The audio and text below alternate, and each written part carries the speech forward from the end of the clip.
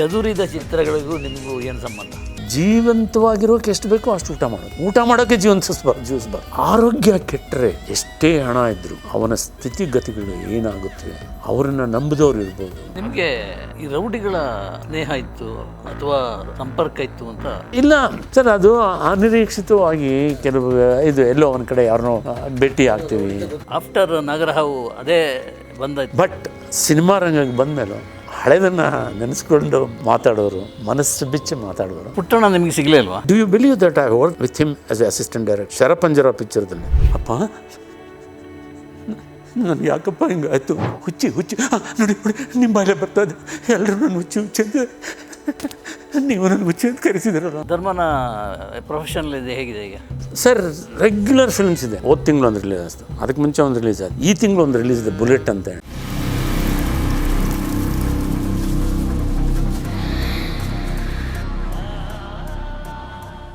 ಚದುರಿದ ಚಿತ್ರಗಳಿಗೂ ನಿಮಗೂ ಏನು ಸಂಬಂಧ?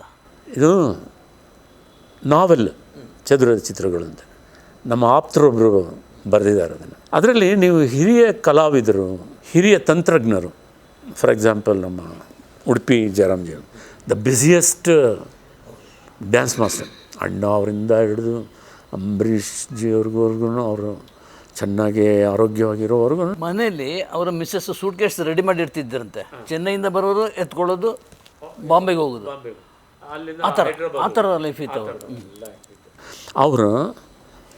ಅವರ ಸ್ಥಿತಿಗತಿಗಳನ್ನೆಲ್ಲ ನೋಡಿದಾಗ ನನಗನ್ಸಿದ್ದು ಜೀವನದಲ್ಲಿ ಯಾವುದೂ ಶಾಶ್ವತ ಅಲ್ಲ. ಒಂದು ನಮ್ಮ ಕೈನಲ್ಲಿದೆ, ಆದಷ್ಟು ಮಟ್ಟಿಗೆ ಆರೋಗ್ಯ ನಾವು ಕಾಪಾಡ್ಕೋಬೋದು. ಅದು ವೆರಿ ಸಿಂಪಲ್. ಜೀವಂತವಾಗಿರೋಕೆ ಎಷ್ಟು ಬೇಕೋ ಅಷ್ಟು ಊಟ ಮಾಡೋಕ್ಕೆ ಜೀವಿಸಬಾರ್ದು. ಯಾರೋ ಒಳ್ಳೆ ಬಿರಿಯಾನಿ ಮಾಡಿ ತಂದು ಕೊಡ್ತಾರೆ ಅಂದರೆ ಎಲ್ಲ ನಾನು ಒಬ್ಬನೇ ತಿಂದ್ಬಿಡ್ಬೇಕು, ಹಂಚ್ಕೊಂಡು ತಿನ್ನಬೇಕು. ನಿಮಗೆ ಎಷ್ಟು ಜೀರ್ಣಿಸ್ಕೊಳ್ಳೋಕ್ಕೆ ಶಕ್ತಿ ಇದೆಯೋ ಅಷ್ಟನ್ನು ಮಾತ್ರ ತಿನ್ನಬೇಕು.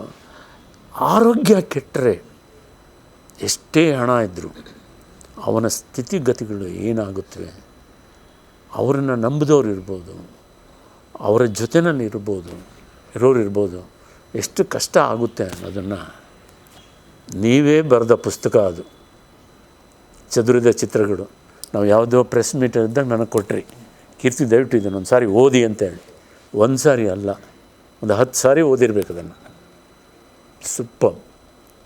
ಆವಾಗಿಂದ ನನ್ನ ಒಂದಿದು ಚಿಕ್ಕ ವಯಸ್ಸಿನಲ್ಲಿ ಮನುಷ್ಯ ಒಂದು ಮದವೇರಿದ ಕುದುರೆ ಥರ ಹೊಡ್ತಾ ಇರ್ತಾನೆ.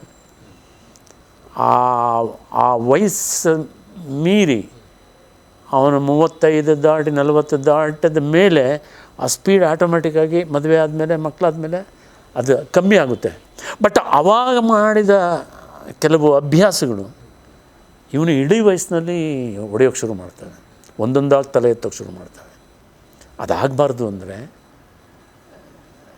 ನಿಮ್ಮಂಥವ್ರು ಕೊಟ್ಟ ಒಂದು ಪುಸ್ತಕ ಇರ್ಬೋದು, ಇಲ್ಲ ನಾನೇ ಓದಿದ ಒಂದು ಚಿತ್ರದುರ್ಗದ ಇತಿಹಾಸ ಇರೋ ಕರಾಳ ರಾತ್ರಿನೋ, ತಿರುಗುಬಾಣನೋ, ಕಂಬನಿ ಕುಯ್ಯಲೋ, ಇದು ಓದಿದಾಗ, ಇಲ್ಲ ಒಂದು ಭಗವದ್ಗೀತೆ. ಪ್ರತಿಯೊಬ್ಬರಿಗೂ ಹೇಳ್ತೀನಿ, ಯಾರಿದ್ರು ನಮ್ಮದು ಒಂದು ಸಾರಿ ಆದರೂ ಅವನ ಜೀವನದಲ್ಲಿ ಅದರ ಕೃಷ್ಣ ಒಂದು ಮಾತು ಹೇಳ್ತಾನೆ, ನಾನು ಅಂತ ಮೆರೆದವರು, ನಾನು ಅಂತ ಮೀಸೆ ತಿರುಗಿದವ್ರಿಗೆ ಒಂದು ಸಾರಿ ಸ್ಮಶಾನದ ಒಂದು ಸುತ್ತು ಹೋಗ್ಬಾ ಅಂತ ಹೇಳು. ಆ ತಲೆ ಕಲ್ಲಿನ ಮೇಲೆ ಅವ್ರ ಯೋಗ್ಯತೆಯನ್ನು ಬರೆದಿರ್ತಾರೆ.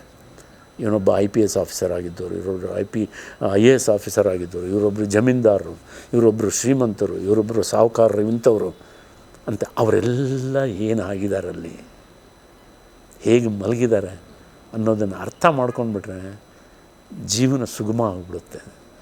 ಇಲ್ಲಿ ನಂದೇನೂ ಇಲ್ಲ, ನಂದು ಅನ್ನೋದಂತೂ ಇಲ್ಲವೇ ಇಲ್ಲ. ಬರುವಾಗ ಬೆತ್ತಲೆ, ಹೋಗುವಾಗ ಬರೀ ಕತ್ತಲೆ. ನಿಮಗೆ ಈ ರೌಡಿಗಳ ಸ್ನೇಹ ಇತ್ತು ಅಥವಾ ಸಂಪರ್ಕ ಇತ್ತು ಅಂತ? ಸರ್, ಅದು ಅನಿರೀಕ್ಷಿತವಾಗಿ ಕೆಲವು ಇದು ಎಲ್ಲೋ ಒಂದು ಕಡೆ ಯಾರನ್ನೋ ಭೇಟಿ ಆಗ್ತೀವಿ. ಗೊತ್ತಿರಲ್ಲ? ಇಲ್ಲ, ಗೊತ್ತಿದ್ರೂ ನಮ್ಮ ಜೊತೆ ಯಾವ ಕಹಿ ಘಟನೆ ಆಗಿರಲ್ಲ, ಏನೋ ಪ್ರೀತಿಯಿಂದ ಒಬ್ಬರು ಆ್ಯಕ್ಟ್ರು ಅಂತ ಅವರು ಪ್ರೀತಿಸ್ಬೋದು. ಹೀಗೆ ಒಬ್ಬರು ಯಾರೋ ಒಬ್ಬರು ಈ ಇದರಲ್ಲೇ ಅಂಡರ್ ವರ್ಲ್ಡ್ ಇದರಲ್ಲಿ ಇರೋರ ಜೊತೆಲೇ ಇವಾಗ ಹೆಂಗೆ ನಾವು ಓಮ್ ಪಿಕ್ಚರ್ನಲ್ಲಿ ಅಂಡರ್ ವರ್ಲ್ಡನ್ನ ತೋರಿಸಿದ್ದಾರೆ, ಆ ರೀತಿ ಒಂದು ಚಿತ್ರ ಮಾಡಬೇಕಾದ್ರೆ ಅವರು ಅಂಡರ್ ವರ್ಲ್ಡ್ ಅವರು ನನ್ನ ಆಪೋಸಿಟ್, ನಾನು ಪೊಲೀಸ್ ಆಫೀಸರಾಗಿ ಮಾಡಿದೆ, ಆಪೋಸಿಟ್ ಮಾಡ್ತಿದ್ರು. ಅವರಿಗೆ ಚಿತಾವಣೆ ಕೊಡೋದು, ಆವಾಜ್ ಹಾಕೋದು, ಅದು ಮಾಡಬೇಕಾಗಿತ್ತು. ಎಲ್ಲೋ ಒಂದು ಕಡೆ ಅವರೆಲ್ಲೇ ತಪ್ಪು ತಿಳ್ಕೊಳ್ತಾರೋ ಏನು ಅನ್ಕೊತಾರೋ ಅಂತೇಳಿ ಮಾಡಾದಮೇಲೆ ಆ್ಯಕ್ಟ್ ಮಾಡೋದನ್ನ ಸಾರಿ ಸರ್ ಅದು ಡೈಲಾಗ್ ಆ ರೀತಿ ಇತ್ತು, ಸ್ವಲ್ಪ ಜ್ವರ ಇಲ್ಲ ಸರ್ ತುಂಬ ಸಂತೋಷ ಆಯಿತು ನಿಮ್ಮ ಜೊತೆ ಆ್ಯಕ್ಟ್ ಮಾಡಿದ್ದೆ, ತುಂಬ ಸಂತೋಷ ಆಯಿತು. ಅವರು ಮನುಷ್ಯರೇ, ಅವರು ಎಲ್ಲೋ ಏನಕ್ಕೋ ಯಾವುದೋ ಕಾರಣಕ್ಕೆ ಏನೋ ಆಗಿರ್ತಾರೆ ಅಷ್ಟೇ, ಬಿಟ್ಟರೆ ನಮ್ಮ ಮಹಾನ್ ಭೂಗತ ದೊರೆಯವರು ಒಂದು ಟಿ ವಿನಲ್ಲಿ ಹೇಳಿದ್ರೆ, ಹಣ ಹಣ ಯಾವ ಭೂಗತ ದೊರೆ ರೀ, ಯಾವ ಬಾಸು, ಆರೋಗ್ಯನ ಚೆನ್ನಾಗಿ ನೋಡಿಕೊಳ್ಳಿ, ಹಣ ಅವತ್ತು ಏನು ಮಾಡ್ತೀರಾ, ಹೆಣವಾಗಿ ಹೋಗ್ತೀರಾ ಅಷ್ಟೇ. ನನಗೆ ತುಂಬ ಸಂತೋಷ ಆಯಿತು. ಆಮೇಲೆ ಸಚ್ ಎ ಸಿಂಪಲ್ ಥಿಂಗ್. ಅಣ್ಣ ಅವ್ರ ಸಾಂಗಲ್ಲಿ ಯಾವುದ್ರಲ್ಲ ಒಂದು ಬರ್ತದೆ, ಇಟ್ಟಿದ್ದು ತನಗೆ ಬಚ್ಚಿಟ್ಟಿದ್ದು ಪರರಿಗೆ ಅಂತ ಹೇಳಿ. 5 ಬೆಡ್ರೂಮ್ ಮನೆ ಕಟ್ಟಿದ್ರು, ನಾನು ನನ್ನ ಹೆಂಡತಿ 1 by 2ನೇ, ಇಂಡಿಪೆಂಡೆಂಟ್ ರೂಮೇ ಇಲ್ಲ ಅಷ್ಟೇ. ಬಾಕಿ ರೂಮ್ಗಳಲ್ಲಿ ಯಾರು ಮಲಗಿರ್ತಾರೆ, ಅದು ಬಿಲ್ ಕಟ್ಟಬೇಕು, ವಾಟರ್ ಬಿಲ್ ಕಟ್ಟಬೇಕು, ಎಲ್ಲ ಮಾಡಬೇಕು. ಸ್ವಂತ ಮನೆ ಈಗ ಸ್ವಂತ ಮನೇಲೇ ಇರೋದು? ಹೌದು. ಇವಾಗ ಎಲೆಕ್ಟ್ರಾನಿಕ್ ಸಿಟಿನಲ್ಲಿ ನನ್ನ ಮಗಳು ಅಳಿಯ ಇಬ್ಬರು ಅಲ್ಲಿ ಕಂಪ್ನಿ ಬಯೋಕಾನ್ ಕಂಪ್ನಿನ ಕೆಲಸ ಮಾಡ್ತಾಯಿದ್ರು. ಮಗು ಒಂದಿದ್ದು, ಇವಾಗ ಗೊತ್ತಿಲ್ಲ, ಗಂಡ ಹೆಂಡತಿ ಇಬ್ಬರು ಕೆಲ್ಸಕ್ಕೆ ಹೋಗೋದ್ರಿಂದ ಅಲ್ಲಿ ಒಬ್ಬ ತಾಯಿ 3 ಜನ ಸೊಸೆದಿರು 6 ಜನ ಮೊಮ್ಮಕ್ಕಳಿದ್ರು ಎಲ್ಲ ಅವ್ರು ನೋಡ್ಕೊಳ್ಳೋರು. ಬೇಕಾದ್ರೆ ಅವರು ಕೆಲಸಕ್ಕೆ ಹೋಗ್ತಿರಲಿಲ್ಲ. ಇವಾಗ ಗಂಡ ಹೆಂಡತಿ ಇಬ್ಬರು ಕೆಲಸಕ್ಕೆ ಹೋಗ್ತಿರೋದ್ರಿಂದ ಆ ಮಕ್ಕಳನ್ನ ಸ್ವಲ್ಪ ನೋಡ್ಕೊಳ್ಳೋಕೆ ಯಾರಾದರೂ ಹತ್ರ ಇರಲೇಬೇಕಾಗ್ತದೆ. ಸೊ ಹಾಗಾಗಿ ನಾನು ಒಂದು ಫ್ಲ್ಯಾಟ್ ತೊಗೊಂಡು ಅಲ್ಲೇ ಇದ್ದೀನಿ. ನನ್ನ ಮಗಳು ಕೆಳಗಡೆ ಒಂದು 2 ಕಿಲೋಮೀಟ್ರ್ ಕೆಳಗಡೆ ಇನ್ನೊಂದು ಡ್ಯಾಡೀಸ್ ಗಾರ್ಡನ್ ಅಂತಿದೆ, ಅಲ್ಲೇ ಅವರು ಫ್ಲ್ಯಾಟ್ ತೊಗೊಂಡಿದೆ. ಮಗು ಅಲ್ಲಿಂದ ಬಸ್ ಹತ್ತಿ ಸ್ಕೂಲ್ಗೆ ಹೋಗ್ತದೆ, ಬಸ್ ನಮ್ಮಲ್ಲಿ ಡ್ರಾಪ್ ಮಾಡ್ತದೆ. ಇಲ್ಲಿ ಬಂದು ಅದಕ್ಕೆ ಬಾಸ್ಕೆಟ್ಬಾಲ್ ಕೋಚಿಂಗು, ಟೆನ್ನಿಸ್ ಕೋಚಿಂಗ್ ಎಲ್ಲ ಆಗ್ತದೆ. ಅದೆಲ್ಲ ಆಡಿಕೊಂಡು ಸ್ನಾನ ಏನ ಮಾಡಿಕೊಂಡು ಚೆನ್ನಾಗಿ ಊಟ ಗೀಟ ಎಲ್ಲ ಮಾಡಿ ರೆಡಿ ಇರ್ತದೆ. ಹೋಮ್ವರ್ಕ್ ಎಲ್ಲ ಮಾಡಿಕೊಂಡು ಅವರು 7:30-8 ಗಂಟೆಗೆ ಮನೆಗೆ ಹೋಗಿ ಕರ್ಕೊಂಡು ಹೋಗ್ತಾರೆ. ಈಗಲೂ ಸತ್ಯ ಹೆಸರೇ ಇದೆ. ಹಾಂ, ಸತ್ಯ. ನನ್ನ ಮಗಳ ಹೆಸರು ಸತ್ಯ. HR ಹೆಡ್ ಆಗಿದ್ದಾರೆ ಅವರು. ಮೊನ್ನೆ ಹೊಸ ಒಂದು ಕಂಪ್ನಿ ಸಿಂಬಾಸಿಸ್ ಅಂತ ಕಂಪ್ನಿಗೆ ಸೇರಿಕೊಂಡ್ರು. ಅವರಲ್ಲಿ HR ಹೆಡ್ ಆಗಿ, ಹ್ಯೂಮನ್ ರಿಸೋರ್ಸ್ ಹೆಡ್ ಆಗಿದ್ದಾರೆ. ಅಳಿಯ ಬಂದು ಮಾರ್ಕೆಟಿಂಗ್ ಹೆಡ್ ಆಗಿದ್ದಾರೆ. ಸತ್ಯ ಅಂತೇಳಿ ಧರ್ಮನಿಗೆ ಸತ್ಯ ಧರ್ಮ ಆ ಉದ್ದೇಶದಿಂದಲೇ ಇಬ್ಬರಿಗೆ ಹೆಸರಿಟ್ಟಿದ್ದು. ಧರ್ಮದಲ್ಲೇ ಹಿರಿ ಅಲ್ವಾ? ಹೌದು, ಸತ್ಯ ಧರ್ಮನ ಬಿಟ್ಟು ಹೋಗ್ಬೇಡಿ ಅಂತ ಅವ್ರು ಹಾಗೇ ಬದುಕಿದ್ದಾರೆ. ಹಾಂ, ಧರ್ಮನ ಪ್ರೊಫೆಷನಲ್ ಇದೆ ಹೇಗಿದೆ ಈಗ ಸರ್? ರೆಗ್ಯುಲರ್ ಫಿಲ್ಮ್ಸ್ ಇದೆ. ಹೋದ ತಿಂಗಳು ಒಂದು ರಿಲೀಸ್ ಆಯಿತು, ಅದಕ್ಕೆ ಮುಂಚೆ ಒಂದು ರಿಲೀಸ್ ಆಯಿತು, ಈ ತಿಂಗಳು ಒಂದು ರಿಲೀಸ್ ಇದೆ, ಬುಲೆಟ್ ಅಂತ ಹೇಳಿ. ನಾನು ಅದೇ ಹೇಳಿದ್ನಲ್ಲ, ಮುಂಗಾರು ಮಳೆ ಎಷ್ಟು ಸುಂದರನಾಗಿದ್ದರೆ ಏನು, ಎಷ್ಟು ಪ್ರತಿಭೆ ಇದ್ದರೆ ಏನು, ಎಷ್ಟು ಇದಿದ್ರೇನು. ಅಕ್ಕಿನ ನೀವು ಚಿತ್ರಾನ್ನ ಮಾಡ್ಬೋದು ರುಚಿಯಾಗಿ, ಬಿರಿಯಾನಿನೂ ಮಾಡ್ಬೋದು ರುಚಿಯಾಗಿ, ಮೊಸರನ್ನೂ ಮಾಡ್ಬೋದು ರುಚಿಯಾಗಿ. ಆದರೆ ಅಕ್ಕಿನೇ ಸರಿ ಇಲ್ಲದಿದ್ದರೆ ಹಾಗೆ ಒಂದು ಕತೆ ಚೆನ್ನಾಗಿರಬೇಕು, ಸಂಭಾಷಣೆ ಚೆನ್ನಾಗಿರಬೇಕು, ಪಾತ್ರಗಳು ಗಂಭೀರತೆ ಇರಬೇಕು, ಆ ಪ್ರಬುದ್ಧತೆ ಇರೋ ಕಲಾವಿದರು ಆ ಪಾತ್ರಗಳನ್ನು ಮಾಡಬೇಕು. ಅದಕ್ಕೆ ಸಾಹಿತ್ಯ, ಸುಮಧುರ ಸಾಹಿತ್ಯ ಇರಬೇಕು. ಅದಕ್ಕೆ ರಾಗ ಸಂಯೋಜನೆ ಮಾಡೋ ಅಂಥ ಬುದ್ಧಿವಂತ ಸಂಗೀತ ನಿರ್ದೇಶಕರಿರಬೇಕು. ಇದನ್ನೆಲ್ಲ ಮಾನಿಟರ್ ಮಾಡೋಕ್ಕೆ ಒಬ್ಬ ನಿರ್ದೇಶಕ, ಡೈರೆಕ್ಟರ್ನವರು ಎಲ್ಲರನ್ನೂ ಕಂಟ್ರೋಲ್ ಮಾಡಿ, ಎಲ್ರಿಗೂ ಸಜೆಷನ್ ಮಾಡಿ ಇದು ಮಾಡೋರು ಇರಬೇಕು. ಈ ಥರ ಚಿತ್ರ ಒಂದು ಬರ್ತಿದೆ ಅನ್ನೋ ಜನಗಳಿಗೆ ತೋರಿಸೋ ಥರ ಪಬ್ಲಿಸಿಟಿ ಎಲ್ಲ A to Z. ಆಮೇಲೆ ಇವಾಗ ಚಿತ್ರಮಂದಿರಕ್ಕೆ ಬರೋ ಜನಗಳೇ ಕಮ್ಮಿ ಆಗೋಗಿದ್ದಾರೆ. ಒಂದು ದಿಸ್ ಫಿಲ್ಮ್ ಮಾಧ್ಯಮ ಇಸ್ ಮಿಡ್ಲ್ ಕ್ಲಾಸ್ ಆ್ಯಂಡ್ ಬಡವರು ಅಲ್ವಾ? ಇವಾಗ ಮಿಡ್ಲ್ ಕ್ಲಾಸ್ನವ್ರಿಗೆ ಆಮೇಲೆ ಹೆಣ್ಣು ಮಕ್ಕಳು ಥಿಯೇಟ್ರಿಗೆ ಬಂದಾಗ ಪಿಕ್ಚರ್ ಸೂಪರ್ ಡೂಪರ್ ಹಿಟ್. ನಾವು ನಮ್ಮ ಪಿಕ್ಚರ್ ಹೊರಗೆ ನೋಡಿದ್ರಾಗಲಿ ಇನ್ನೊಂದಾಗಲಿ ರಿಲೀಸ್ ಟೈಮಲ್ಲಿ ಒಂದು ಸಾರಿ ಕಾರ್ನರ್ ಒಂದು ರೌಂಡ್ ಹೋಗ್ತಾಯಿದ್ವಿ.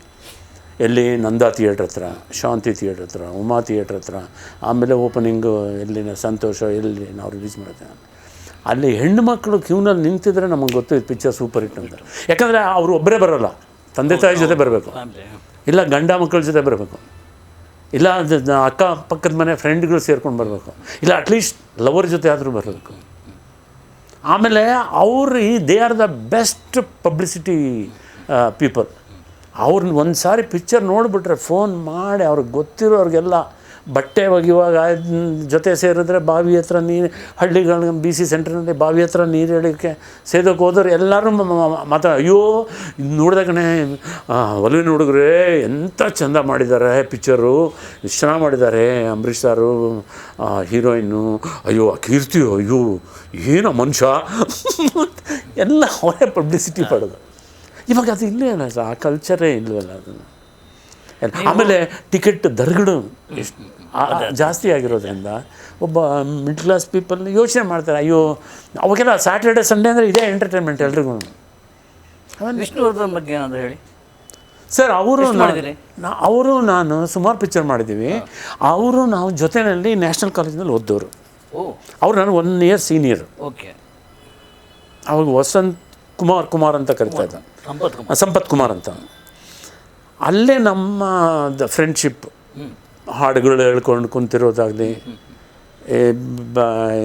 ಇನ್ನೊಂದು ಯಾವುದೋ ಸಿನಿಮಾದ ಬಗ್ಗೆ ಡಿಸ್ಕಸ್ ಮಾಡೋದಾಗಲಿ, ನಾವಿಬ್ಬರು ಕುಂತ್ಕೊಂಡ್ರೆ ನರಸಿಂಹಯ್ಯನವರು ಅವರು ಯಾವಾಗಲೂ ವಾಕ್ ಮಾಡ್ತಾಯಿದ್ರು. ಅವ್ರು ಕ್ಲಾಸ್ ತೊಗೊಳ್ಳೋ ಟೈಮಲ್ಲಿ ಕ್ಲಾಸ್ ತೊಗೊಳ್ಳೋರು, ಬಾಕಿ ಟೈಮಲ್ಲಿ ವಾಕ್ ಮಾಡ್ತಾರೆ. ಏನೋ ಗಿಡಗಳು ನೋಡೋದು, ಮಾಲಿನ ಕರೆದು ಅವ್ನಿಗೇನೋ ಹೇಳೋದು. ಇನ್ನು ನಮಗೆ ಏನಪ್ಪ ಏನು ಮಾಡ್ತಿದ್ದಾರೆ, ಅವ್ರಿಗೂ ನಮ್ಮ ತಂದೆಯವ್ರಿಗೂ ಮೊದಲಿಂದ ಪರಿಚಯ. ಸ್ವತಂತ್ರ ಹೋರಾಟದ ಸಮಯದಿಂದನೂ ಅವರು ಪರಿಚಯ. ಏನಪ್ಪ ಏನು ಮಾಡ್ತೀವಿ, ನಿಮ್ಮ ಕ್ಲಾಸ್ ಇಲ್ಲ?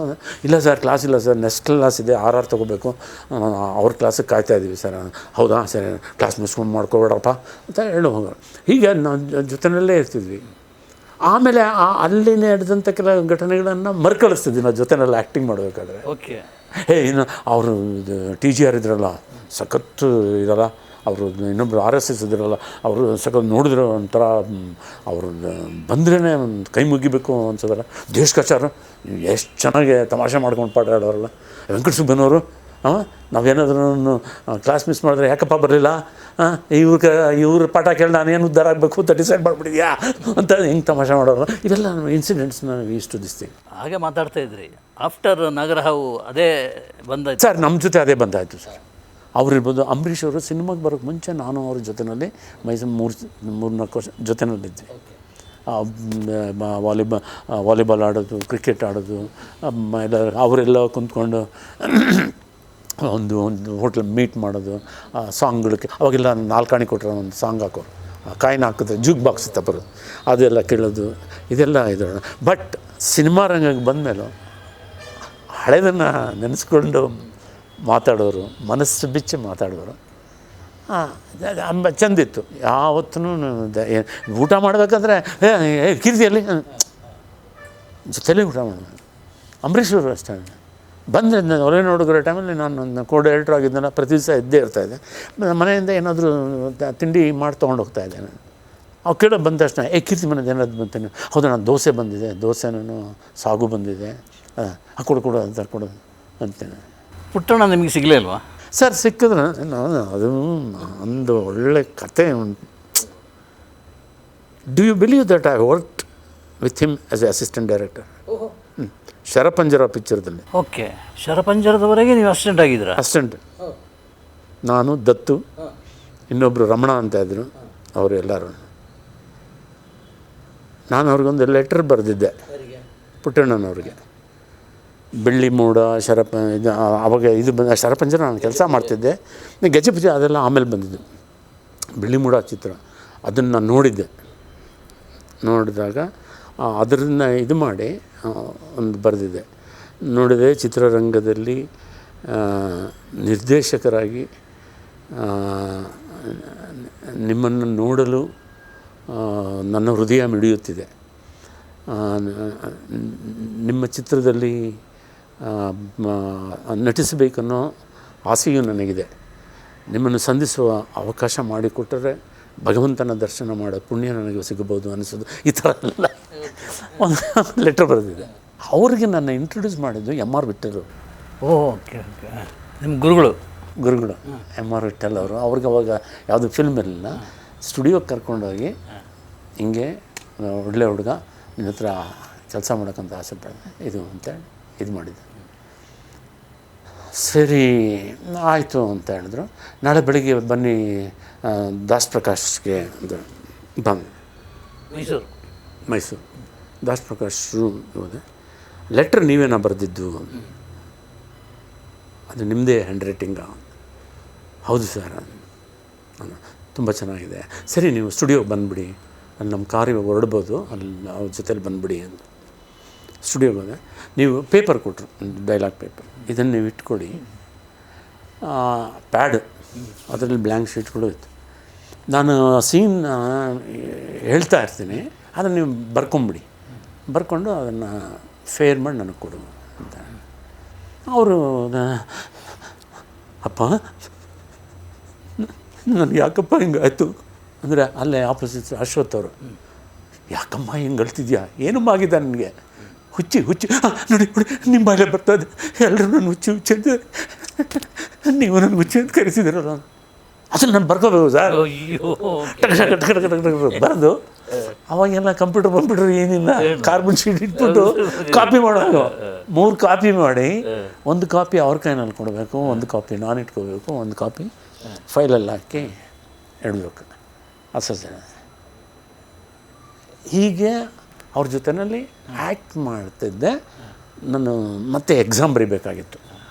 ಅದಕ್ಕೆ ಅಂತ ನಾನು ಕೇಳಿಕೊಂಡು ಅವ್ರಿಗೆ ಹಿಂಗೆ ಎಕ್ಸಾಮ್ ಬರೆಯೋದಿದೆ, ನಾನು ನೆಕ್ಸ್ಟ್ ಶೆಡ್ಯೂಲ್ ಬಂದು ಜಾಯ್ನ್ ಆಗ್ತೀನಿ ಸರ್ ಅಂತ ಹೇಳ್ಬಿಟ್ಟು ಅವ್ರಿಗೂ ಕಲ್ಪನಾಜಿಯವ್ರಿಗೆ ಹೇಳ್ಬಿಟ್ಟು ಬಂದುಬಿಟ್ಟೆ ಎಕ್ಸಾಮ್ ಬರೆದೆ. ಎಕ್ಸಾಮ್ ರಿಸಲ್ಟ್ ಆಮೇಲೆ ಹೋಗಿ ಕೇಳಿದೆ ಅಲ್ಲಿಗೆ, ಇಲ್ಲ ಅವರು ಅಲ್ಲೆಲ್ಲ ಸಕಲೇಶ್ಪುರದಲ್ಲಿ ಆವಾಗ ಸಾಕ್ಷಾತ್ಕಾರ ಪಿಕ್ಚರ್ ನಡೀತಾ ಇತ್ತು ಶೂಟಿಂಗ್ ಸೈಮಲ್ಟೇನಿಯಸ್ ಆಗಿ, ಅಲ್ಲಿದ್ದಾರೆ ಇದು ಅಂತ ಹೇಳಿದ್ರು. ಎಕ್ಸಾಮ್ ಇದಾಯಿತು ಅಂತ ಇದಾಯಿತು.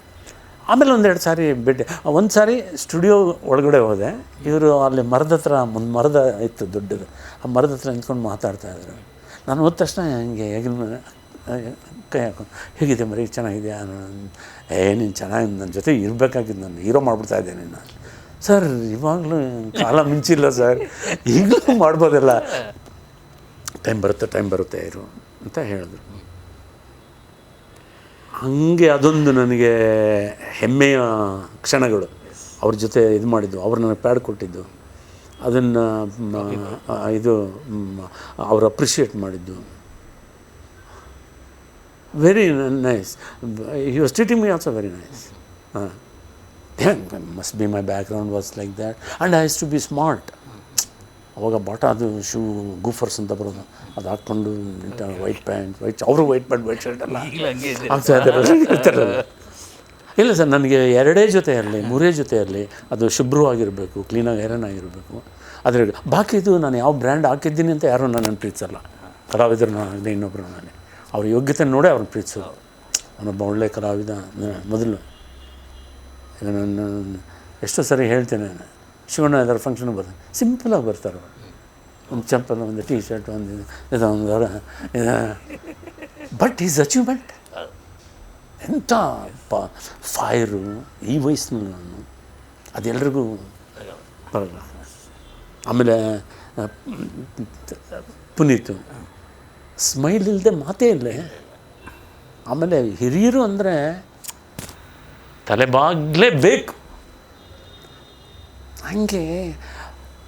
ಆಮೇಲೆ ಅವ್ರಿಗೂ ಇದು ಆಯಿತು. ಬಟ್ ಅವರು ಆಮೇಲೆ ಒಂದು ಸಾರಿ ನಮ್ಮ ಮನೆಯಲ್ಲಿ ಅವರ ರಿಲೇಷನ್ ಒಬ್ಬರು ಬಾಡಿಗೆಗಿದ್ದರು. ಅಲ್ಲಿ ಅವ್ರಿಗೆ ಶೂಟಿಂಗಿಗೆ ಬೇಕಾಗಿತ್ತು, ಋಣಮುಕ್ತಳು ಶೂಟಿಂಗಿಗೆ. ಭಾರತಿ ಅಮ್ಮ ಅವ್ರ ಮನೆ ಅದು, ಆಶಾಲತಾ ಅವ್ರ ಸೊಸೆ, ಅವ್ರದ್ದು ಒಂದು ಸೀನ್ ಇಬ್ಬರದು. ಸರಿ ಅಯ್ಯೋ ಎಲ್ಲಾದರೂ ಉಂಟೆ ಬನ್ನಿ ಗುರುಗಳು ಬಂದು ಮಾಡಲಿ ಅಂತ ಅಸಿಸ್ಟೆಂಟ್ ಸರ್ವೋತ್ತಮ ಅವ್ರಿಗೆ ಅಸಿಸ್ಟೆಂಟ್ ಆಗಿದ್ರು ಅವಾಗ. ಯಾರು? ನಮ್ಮ ಸರ್ವೋತ್ತಮ. ಇಲ್ಲ ಅವರೇ ಮ್ಯಾನೇಜ್ ಪುಟ್ಟನವ್ರ ಮಗ ಅವರೇ ಮ್ಯಾನೇಜ್ ಮಾಡ್ತಾಯಿದ್ದವರು ಎಲ್ಲ ಸರಿ. ಆವಾಗ ನಮ್ಮ ಶ್ರೀಮತಿಯವರು 2ನೇ ಮಗುವಿಗೆ ಗರ್ಭಿಣಿ. ಅವ್ರು ನೋಡಬೇಕು ಅಂದರು, ಬನ್ನಿ ಹೋಗೋಣ ಅಂತ ಮೇಲೆ ಕರ್ಕೊಂಡು ಹೋದೆ. ಶ್ರೀಮತಿಯವರು ಎಷ್ಟನೇ ಮಗು? 2ನೇ ಮಗು. ಮೊದಲನೇ ಮಗು ಹೆಣ್ಮಗು ಸತ್ಯ ಅಂತ ಹೆಸರು. ಬಿಡಿ, ಗಂಡು ಮಗುನೇ ಆಗುತ್ತೆ, ಯೋಚನೆ ಮಾಡಬೇಡಿ ಅಂತ ಅಂದರು. ನಾನು ಹೆಣ್ಣು ಗಂಡು ಭೇದ ಭಾವ ಯಾವತ್ತೂ ಮಾಡ್ದವನಲ್ಲ, ಯಾರಾದರೂ ಏನಂತ ಅವ್ರಿಗೆ ಅವಕಾಶ ಸಿಕ್ಕರೆ ಏನು ಬೇಕಾದ್ರೂ ಆಗ್ತಾರೆ ಅನ್ನೋ. ಆದರೂ ಆ ಡೆಲಿವರಿ ಆಗೋ ದಿವಸ ಎಲ್ಲೋ ಒಂದು ಕಡೆ ಆದರೆ ಆಗಿಬಿಟ್ರೆ ಟೆನ್ಷನ್ ಇರಲ್ಲ ಅಂದರೆ ಆಗೂ ಆಯ್ತು. ಈಗ ನನ್ನ ಒಂದು ಸಣ್ಣ ವಿಷಯ ಹೇಳಿಬಿಡ್ತೀನಿ. 45 ವರ್ಷ ಆಯಿತು ಫೀಲ್ಡಲ್ಲಿ. 45 ವರ್ಷದಲ್ಲಿ 45 ಪತ್ರಿಕೆಗಳಾಗಲಿ ಚಾನಲ್ ಆಗಲಿ ಎಲ್ಲ ಸುತ್ತಾಡಿದ್ದೀನಿ. ಹೌದೌದು. ಒಬ್ಬರು ಪುಣ್ಯಾತ್ಮರು ನನಗೆ ದುಡ್ಡಿಗೆ ಮೋಸ ಮಾಡಿಲ್ಲ. ಹಾಂ, ನಾನು ಮೋಸ ಮಾಡಿಲ್ಲ ಕೆಲಸಕ್ಕೆ, ನನಗೆ ದುಡ್ಡಿಗೂ ಅವರು ಮೋಸ ಮಾಡಿಲ್ಲ. ಹಾಂ, ನಿಮಗೆ ಯಾರೂ ಮಾಡಿಲ್ಲ ಸರ್. ನಂದು ಒಂದು ಅಭ್ಯಾಸ ಏನಿದೆಯಪ್ಪ ಅಂದರೆ, ಯಾರಾದರೂ ನನ್ನ ಹತ್ರ ಬಂದು ಏನಾದರೂ ದುಡ್ಡು ಹೆವಿ ಅಮೌಂಟ್ ಕೇಳಿದ್ರೆ ನನ್ನ ಹತ್ರ ಎಷ್ಟಿರುತ್ತೋ ಅಷ್ಟನ್ನು ಕೊಟ್ಬಿಟ್ಟು, ನನಗೆ ಅಷ್ಟೊಂದು ಕೊಡೋಕ್ಕೆ ಆಗಲ್ಲ, ಇವಾಗ ಮನೆಯಲ್ಲಿ ಕೆಲಸ ಮಾಡೋ ಅಮ್ಮ ಇರ್ಬೋದು, ಇಲ್ಲ ಇನ್ಯಾರು ಕಾರು ತೊಳೆಯೋ ಇರ್ಬೋದು, ಇಲ್ಲ ಇನ್ಯಾರು ಪರಿಚಯಸ್ಥರು ಇರ್ಬೋದು, ಅದನ್ನು ಕೊಟ್ಬಿಡ್ತೀನಿ. ಇದು ನೀವು ಯಾವಾಗ ಬೇಕು ಅವಾಗ ಕೊಡಿ, ಟೆನ್ಷನ್ ತೊಗೊಳ್ಬೇಡಿ ಅಂದ್ಬಿಡ್ತೀನಿ. ಅದನ್ನು ಮರ್ತು ಬಿಡ್ತೀನಿ. ಹೀಗಾಗಿ ಇದು ಆಮೇಲೆ ಇಂಡಸ್ಟ್ರಿನಲ್ಲಿ ನಾನು ಯಾವ ನಿರ್ಮಾಪಕರಿರ್ಬೋದು, ನಿರ್ದೇಶಕರಿರ್ಬೋದು, ಕಲಾವಿದರಿರ್ಬೋದು, ಕೆಲಸ ಮಾಡೋರು ಇರ್ಬೋದು, ಯಾರ ಹತ್ರನೂ ಒಂದು ದಿವಸ ಆರ್ಗ್ಯೂ ಮಾಡ್ತಾನಲ್ಲ. ನಾನು ಹೇಳಿದ್ನಲ್ಲ ಮೊದಲೇನೆ, ಏನೋ ಸಾಯಂಕಾಲ ನಾವು ನಮ್ಮ ಡೈರೆಕ್ಟರ್ ಜೊತೆಲಿದ್ದಾಗ ಏನೋ ಕಥೆ ವಿಷಯ ಬಂದಾಗ ಏನೋ ಸ್ವಲ್ಪ ಜೋರಾಗಿ ವಾದ ಮಾಡಿರೋದು ಇರ್ಬೋದು ಹೊರತು ಜಗಳ ಆಡ್ದ ಅಂತಿಲ್ಲ. ಹಂಗಾಗಿ ನನಗೆ ದುಡ್ಡಿನ ಇದು ಯಾರೂ ಇದಿಲ್ಲ. ನನಗೆ ಅವ್ರು ಕೊಡದೆ ಹೋದ್ರೂ ಅವರ ಪರಿಸ್ಥಿತಿ, ನಮ್ಮ ಆಪ್ತರಿಗೊಬ್ಬರಿಗೆ ಒಂದಷ್ಟು ದುಡ್ಡು ಕೊಟ್ಟಿದ್ದೆ. ಅದು ಹೋಗಿ ಕೇಳಿದಾಗ, ಅಣ್ಣ ನೀವು ನನಗೆ ಬಂದ ತಕ್ಷಣ ಬೆಳ್ಳಿ ತಟ್ಟೆಲಿಟ್ಟು ನಿಮ್ಮದು ವಾಪಸ್ ಮಾಡ್ತೀನಿ ಅಣ್ಣ ಅಂತ ಹೇಳಿದ್ರು. ಅವತ್ತಿಂದ ಅವ್ರು ಕೇಳಿದೆ, ನಾನು ಭಗವಂತನ ಮೇಲೆ ನಿಮ್ಮ ಹತ್ರ ಮತ್ತೆ ನಾನು ದುಡ್ಡುಗೋಸ್ಕರ ಬರಲ್ಲ, ಅಕಸ್ಮಾತ್ ಬಂದರೂ ನಿಮ್ಮನ್ನು ಮಾತಾಡ್ಸ್ಕೊಂಡು ಹೋಗಿ ಬರ್ತೀನಿ, ನಿಮ್ಮ ಜೊತೆ ಕುಂತು ಮಾತಾಡೋಕೆ ಬರ್ತೀನಿ, ದುಡ್ಡಿಗೆ ಬಂದಿದ್ದಾರೆ ಅಂತ ನೀವು ಅಂದ್ಕೊಳ್ಳೇಬೇಡಿ ಅಂತ ಇದು ಮಾಡಿದೆ. ಪಾಪ ಅವ್ರ ಸ್ಥಿತಿನೂ ಆಗಿತ್ತು, ಅವರ ದುಡ್ಡಿಲ್ಲದ ಸ್ಥಿತಿನಲ್ಲೇ ಇದ್ದರು. ಸ್ವಲ್ಪ ಆರೋಗ್ಯನೂ ಇದಾಯಿತು, ಕೆಟ್ಟು. ಅದಕ್ಕೆ ಅದು ಒಳ್ಳೆಯ ಮನುಷ್ಯ, ಅದು ನನಗೆ ಚೆನ್ನಾಗಿ ಗೊತ್ತಿದೆ. ಅವ್ರು ತೀರ್ಕೊಂಡ್ರು. ಅದು ನಾನು ಮತ್ತೆ ಅವರ ಮನೆಯಲ್ಲ ಮಕ್ಕಳಿಗೆ ಕೇಳೋದು, ಅದೇ ಇದು ಮಾಡಿ ಆ ಥರ. ನಾನಂತೂ ಯಾರಿಗೂ ಒಂದು ಬ್ಯಾಂಕ್ಗೆ ಇರ್ಬೋದು, ಇದೇ ಇರ್ಬೋದು, ಡಿಫಾಲ್ಟ್ ಡಿಲೇ ಸಹ ಮಾಡಿದ್ದೆ. ಬೇಕಾದರೆ ಅದಕ್ಕೆ ಇನ್ನೊಂದು ಕಡೆಯಿಂದ ಸಾಲ ತಂದು ಅದಕ್ಕೆ ಆ ಟೈಮಿಗೆ ಕೊಟ್ಬಿಟ್ಟು ಇದು ಮಾಡಿದ್ದೀನಿ ಅಷ್ಟೇ ಹೊರತು ನಾನು ಇದಿಲ್ಲ. ಬಾಕಿದು ಅಲ್ಲೇ ಬ್ಯಾಂಕ್, ATM ಇದೆ, ಕಾರ್ಗೆ ಕೆಲಸನೇ ಇಲ್ಲ, 4 ಸ್ವಿಮ್ಮಿಂಗ್ ಪೂಲ್ಗಳಿದೆ, ಇಂಟರ್ನ್ಯಾಷನಲ್ ಸ್ಟ್ಯಾಂಡರ್ಡ್ ಜಿಮ್ ಇದೆ, ಅಲ್ಲೇ ಹೇರ್ ಕಟಿಂಗ್ ಸಲೂನ್ ಇದೆ, ಅಲ್ಲೇ ಆದೇಶ್ವರ್ ಡಿಪಾರ್ಟ್ಮೆಂಟಲ್ ಸ್ಟೋರ್ ಇದೆ. ಅವರಿಗೆ ನನ್ನ ಕಿಟಕಿಯಿಂದ ಬಾಲ್ಕನಿಯಿಂದ ಅದು ಕಾಣಿಸುತ್ತೆ. ಅಲ್ಲಿರೋ ಕೆಲಸದವ್ರಿಗೆ ಏನು ಮಾಡಿದ್ರೆ ಕಲಾವಿದ ಅಂತ ಅದೊಂದು ಎಕ್ಸ್ಟ್ರಾ ಪ್ರೀತಿ ಇದ್ದೇ ಇರುತ್ತೆ. ಏನಾದರೂ ಹೇಳಿದ್ರೆ ಪಟ್ಟಂತ ಓಡಿ ಬರ್ತಾರೆ, ಇಲ್ಲ ಫೋನ್ ಮಾಡ್ತಾರೆ, ಅಮ್ಮ ಏನು ಬೇಕು ಏನು ತಂದ್ಕೊಂಡು ಏನಿದೆ. ಕಾರ್ ಎಂಟರ್ ಆಗ್ತಿದ್ದಂಗೆ ಸೆಕ್ಯೂರಿಟಿನವ್ರು ಯಾರಿಗೂ ಮಾಡಲ್ಲ, ಸಲ್ಯೂಟ್ ಬಿಡ್ತಾರೆ. ಯಾಕಂದರೆ ಕೀರ್ತಿರಾಜ್ ತೆಗಿತಾರೆ ಗೇಟು, ಯಾರಿಗೂ ಯಾರಿಗೆ